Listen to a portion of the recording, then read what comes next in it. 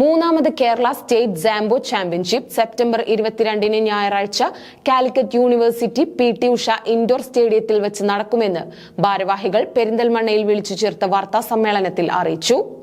കേരളത്തിൽ നിന്നും 14 ജില്ലകളിൽ നിന്നായി ജില്ലാ ചാമ്പ്യൻഷിപ്പിൽ വിജയികളായ തെരഞ്ഞെടുക്കപ്പെട്ട 600-ൽ പരം സാംബിസ്റ്റുകളാണ് 22-ന് Calicut University P T. Usha indoor സ്റ്റേഡിയത്തിൽ നടക്കുന്ന മൂന്നാമത് കേരള സ്റ്റേറ്റ് സാംബോ ചാമ്പ്യൻഷിപ്പിൽ പങ്കെടുക്കുന്നത്.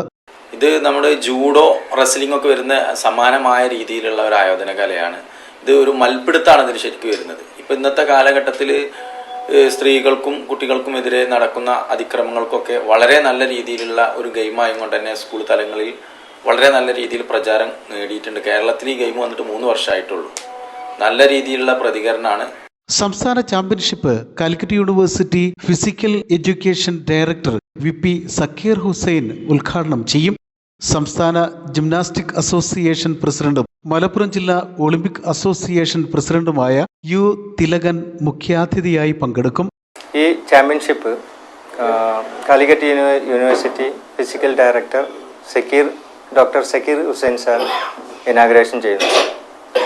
മറ്റു പ്രമുഖ വ്യക്തികളും ഒളിമ്പിക് അസോസിയേഷൻ മലപ്പുറം ജില്ലാ Olympic association president, Kerala gymnastic association president U Thilakan sir ഈ പ്രോഗ്രാമിൽ സംബന്ധിക്കുന്നതാണ്.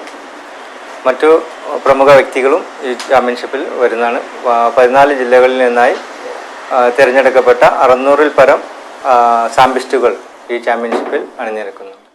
തേഞ്ഞിപ്പാലം സർക്കിൾ ഇൻസ്പെക്ടർ അബ്ദുൽ ഹക്കീം സമ്മാനദാനം നിർവഹിക്കുമെന്നും ഭാരവാഹികൾ വാർത്താസമ്മേളനത്തിൽ അറിയിച്ചു.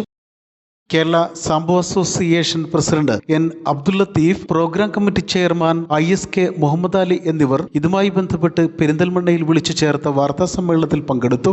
News bureau, Perinthalmanna.